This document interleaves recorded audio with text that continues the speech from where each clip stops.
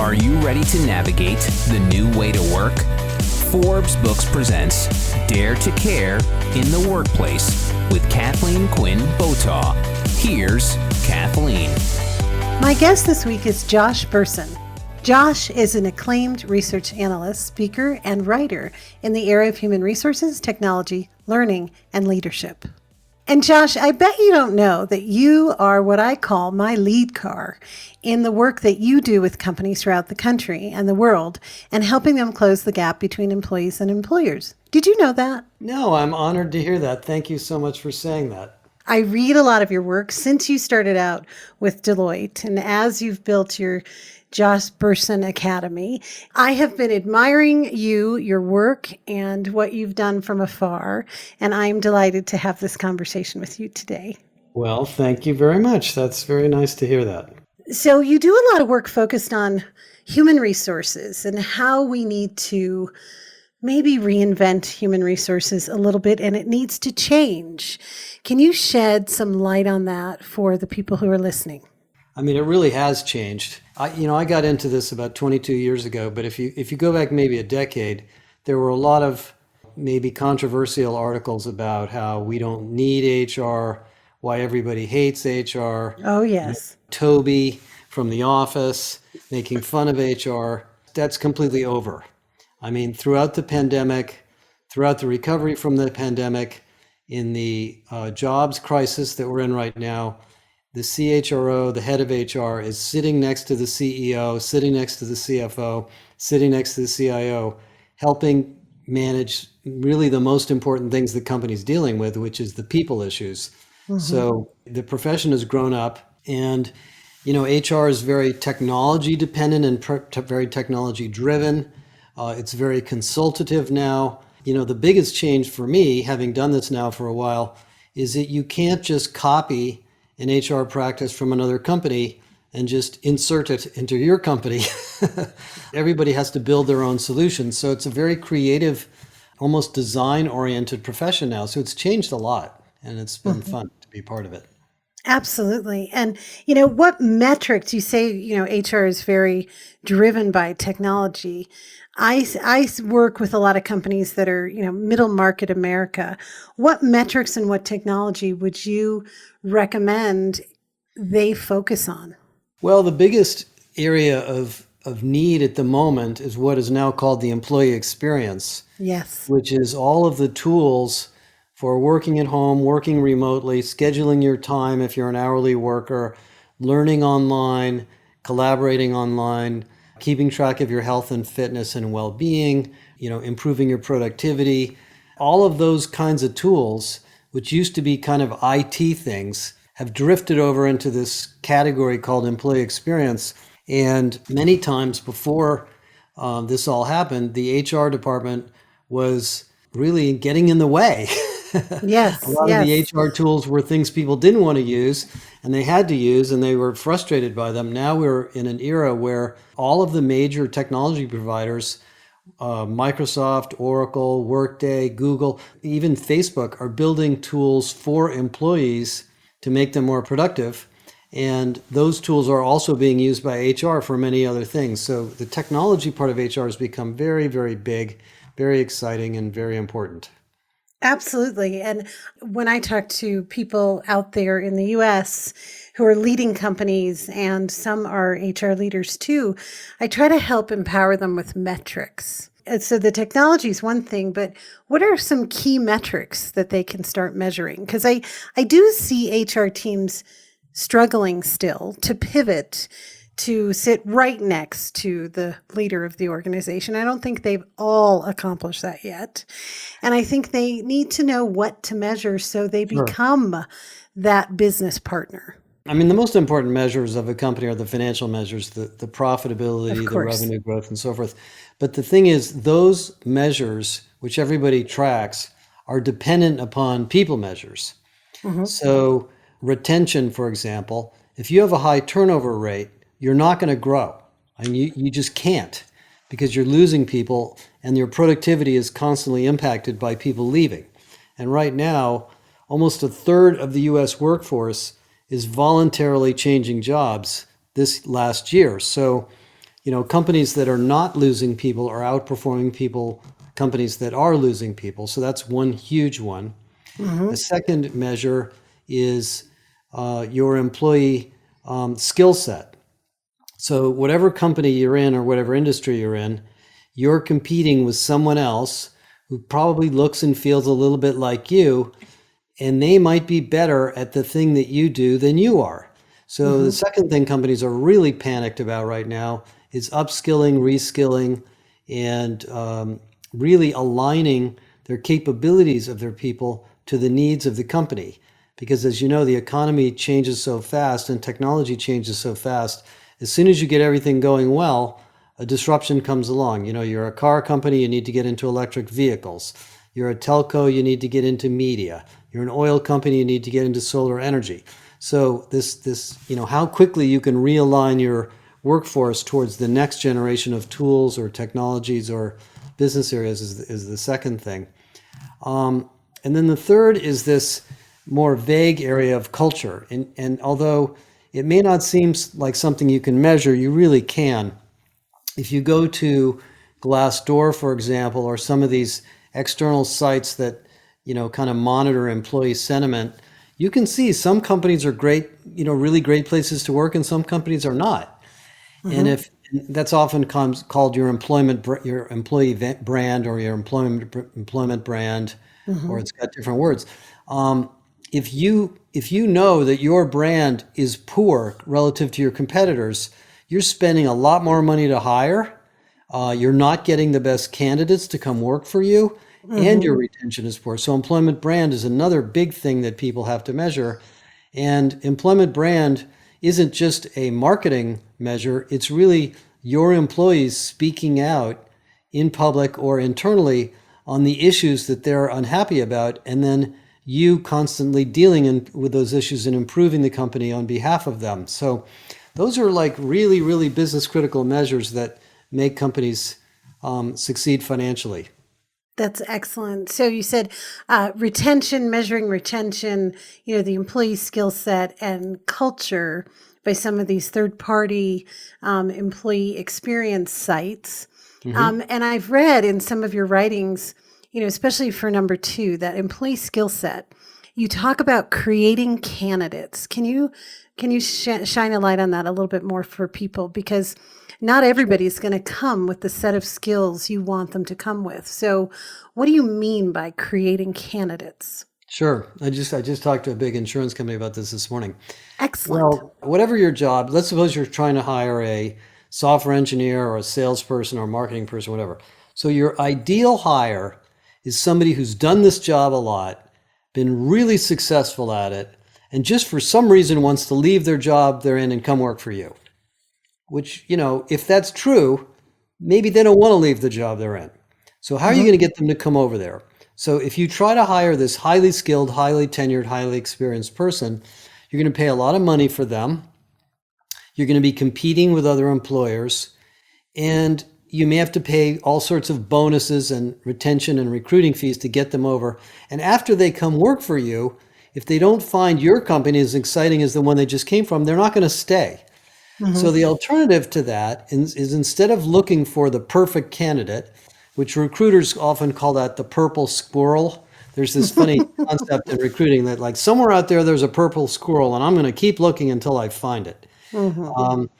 You say, well, look, we know we need these kinds of skills, and we know we're not going to find somebody who knows all of this stuff now, but we're going to look for somebody who fits our culture, who gets along with our team, has the basic capabilities we need, and then we will develop them in place. And I'm telling you, that tends to work much better because the highly expert, highly renowned workers tend to move around and they don't stay. So whereas if you take somebody who learns and grows in the job after they come work for you and they're a good cultural fit, they will be committed to your company forever. So that's what I mean by creating candidates, is not looking for the perfect fit, but finding somebody who will work in your company and then letting them grow into the job. Teaching someone a skill. The thing about business, the reason I like working in business is business is all about solving problems.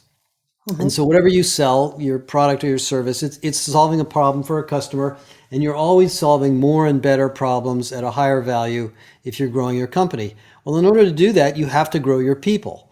So, one of the most fundamental things in organizations is developing people on a current continuous basis, and that's not as expensive as losing them. So I'm a huge fan of spending time and money to build people's skills. I totally agree. And I encourage people to put money into training, which I see as a deficit in companies across our country. They don't put enough money into the people who are there for them right now. So you touched upon it that 1/3 of the workforce is voluntarily changing jobs. And some might call it the Great Resignation, right? The headlines are abundant about the Great Resignation. Largely that's due to the fact that they have choice. Why else do you think the Great Resignation is upon us? Well, some of it is people are burned out and they're questioning their careers, and they're saying, maybe I don't like being a nurse very much, or maybe I don't like being a salesperson anymore. I want to try something different. And they're just, sort of psychologically ready for a change, or they want to change cities. But another reason is when there are a lot of jobs available, which is the current situation, people are more willing to upgrade their experience from the company they're in to a company that might be better. When the economy is not growing, people kind of hunker down and just stay where they are and try to make the best of it. But, a lot of people don't like their jobs. They don't like their manager. The company's not treating them well. The company's not paying them enough, or whatever it may be. They have a lot of options now. So that's really raising the bar for employers to raise salaries, give people more development, move people around. I mean, internal mobility is a huge trend right now. So people don't have to do the same job for 10 years at a time. Give them new opportunities to try new things. And those are the reasons people leave. If you look at exit interviews on why people leave companies, very rarely is it because they got more money. Usually it's they weren't progressing, they weren't advancing, they weren't moving forward with their life or their career in the direction they wanted to go. And that's really the company's fault. I mean, sometimes companies don't have enough opportunities because the company's not growing, but I don't know that that's an excuse. If you're listening to your employees and paying attention to them, and they're expressing a desire to do something new, and maybe they can't be the boss of the department because the boss hasn't left, you can find something else for them to do that will allow them to stretch themselves, and that will help your company, and then it will prevent them from leaving and save you the headache of having to look for somebody else. So I think you just have to be flexible with the way you manage people to grow an organization. You also have to be brave and have the conversation during their journey with you versus at the exit interview. Right, and that's, a combination of management skills, but also creating a culture where people can speak up. Many managers don't like to have difficult conversations with their people, so we're never going to train every single manager to be a good, psychologist. But if the company in general has a culture of discussing problems, raising issues, being open-minded about systems or things or programs or products that haven't worked, then employees will feel more comfortable speaking up about the things that aren't working for them. And that's the best way to improve the company. One of the things that I've learned over the years is, people spend a lot of time talking about listening to their customers and paying attention to their customers and doing customer feedback. I actually think employees are a more valuable source of information than customers. Customers will not tell you why they didn't buy your product. They just disappear. Correct. Employees will tell you why somebody's not buying your product, because they work for you and they've voted with their lives to spend their time. So, every suggestion that comes from an employee is probably worth 2 or 3 times the suggestion that came from a customer, because the employee is living with the situation in a daily basis. So listening to employees and creating this open dialogue of feedback and then responding to them is the best way to keep them happy and create a sense of trust. So they love working at the company and they can, grow. And the other thing that happens, of course, sometimes an employee will say, hey, I'm ready to be promoted, or I'm going to leave. And the company says, well, look, I'm sorry, we don't have an opportunity for you right now. We will in 6 months, but why don't we give you a project to work on instead to get you ready?